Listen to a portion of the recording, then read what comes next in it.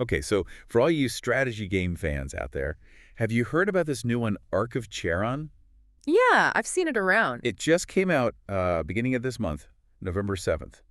And it's gotten some attention, a lot of buzz, like, what is this thing? It looks really unique. Yeah, and it's on Steam, like pretty much everything these days. You can buy it outright, 21 EUR, or they got a demo too, which is nice. So, try before you buy.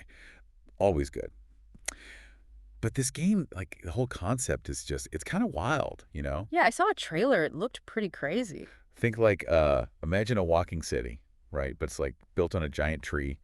And this tree is like moving across this landscape. And you got to defend it. Oh yeah, you got to defend it from like all these mysterious forces. It's a whole mashup of like colony simulation, tower defense. I can see that. And luckily we got an expert here today to help us break it all down. Well, I wouldn't say expert, but I've definitely played my fair share of these types of games. So like what's the basic idea here? What's going on in Ark of Charon?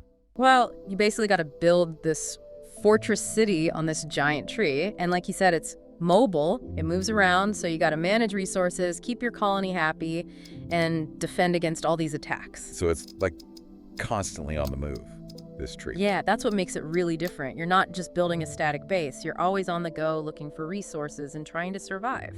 So you're telling me I got to like build this whole city, manage all these people. Yeah. But the ground I'm building on is like walking around. Pretty much. It's a lot to juggle. That's what makes it so challenging and fun. Okay, I'm already stressed out.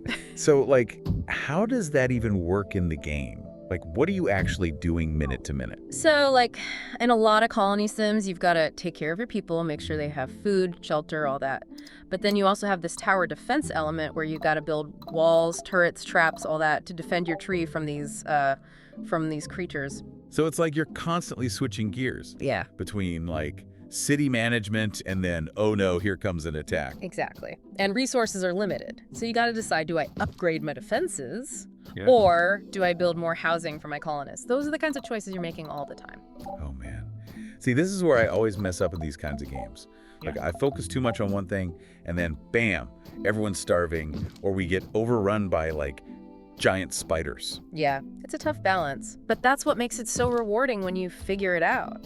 Speaking of figuring things out, a lot of reviewers are comparing this game visually to Studio Ghibli films. Which, I mean, that's a high bar. Oh, yeah, for sure. The art style is definitely inspired by Ghibli. Lots of, like, lush landscapes, kind of that hand-painted look. It's beautiful, especially when you see your tree walking through these environments. It's, like, really impressive. So, like, is that comparison legit? Mm-hmm. Or are people just getting, a little carried away? I think it's a fair comparison, especially for the environments. But I've seen some people say that the character models, up close, aren't quite as detailed. They're a little more simple. Yeah, I guess that makes sense. You can't really have like super detailed, Ghibli level animation for every single thing in a game like this. Right. And to be fair, it is early access. So, things can still change. I wouldn't be surprised if they polish those up later on. All right, so I gotta ask, what are these enemies? Like, what kind of creatures are attacking this majestic walking tree? Well, they're definitely not your typical orcs and goblins. Think more like creatures from folklore. You've got these creepy, crawly things that burrow underground and these, like, winged beasties that swoop down from the sky. So it's not just like building a wall and you're good. No. You got to be way more strategic than that. You got to think about different types of defenses for different enemies. Some might be weak to fire, others to ice. You got to mix it up. Oh, man. So you got to be like a master strategist, a city planner, A&D, a resource manager, all at the same time. Yeah, basically. It's a lot to handle. And that's probably why they say this game has a really steep learning curve, right? Yeah, that's one of the main criticisms I've seen. Like, the tutorial's okay, it teaches you the basics, but then it just kind of throws you into the deep end. And there are so many systems to learn, so many things to manage. I bet that could be frustrating, like especially if you're not used to these kinds of games. Yeah, for sure. And there's another thing too, the building system itself. Some people find it a bit clunky.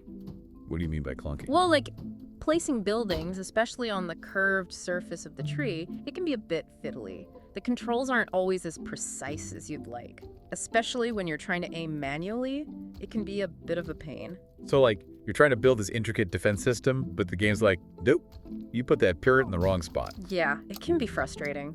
But like I said, it's early access. They're still working on it. I'm sure they'll improve the controls over time. So it sounds like there's some real potential here, but also some room for improvement. Do you think the developers can, pull it off? Make it as awesome as it could be? I honestly think they can. The devs have been super active in the community, listening to feedback, putting out updates. It seems like they really care about this game. And the core concept is so unique, so ambitious. If they can iron out some of the kinks, this could be a truly special game. Well, that's good to hear. So with all that said, how are people actually reacting to this game? Is it, living up to the hype? Yeah, overall it's getting pretty positive reviews on Steam. I think it's sitting at around 77% positive, which for early access is pretty good. Most people seem to really enjoy the challenge, the strategic depth. They love the visual style, like we talked about, and they appreciate that the devs are listening to feedback. Yeah, that's always a good sign. But there must be some people who aren't as thrilled, right? Of course. Some people find the difficulty too punishing, or they get frustrated with the controls. Or they just don't like the whole walking tree concept. You can't please everyone. Fair enough. So for someone like me who, tends to struggle with these types of games, what would you say is the biggest hurdle to overcome? Honestly, I think it's resource management. It's so easy to get caught up in building your defenses, making your tree look cool, that you forget about the basics. Like, you people need to eat. You got to find that balance early on, otherwise your cool tree city is going to come to a screeching halt. All right, so basically, don't forget to feed the people. Got it. So, big picture, what does this all mean? Should people check out Ark of Charon? I'd say if you're into strategy games, if you like a challenge, and if you're looking for something different, then yeah, absolutely check it out. At least try the demo. You might be surprised how much you enjoy it. Yeah, it's a giant walking tree fortress. What's not to love? And think about, where they could take this concept in the future. What if your tree, evolved, developed new abilities? Ooh, that's a cool idea. Like a man in your tree could shoot lasers or something. Right. Or what if they fleshed out the story more, gave you a real reason to be fighting these creatures? The potential is huge. It's like a giant walking tree house, Yeah. but with serious defense systems. And maybe lasers. All right. So, if you're intrigued by all this, you can find Ark of Charon on Steam. Check out the demo, read some reviews, and see if this is the giant walking tree adventure for you. Definitely worth a look. Until next time. See ya.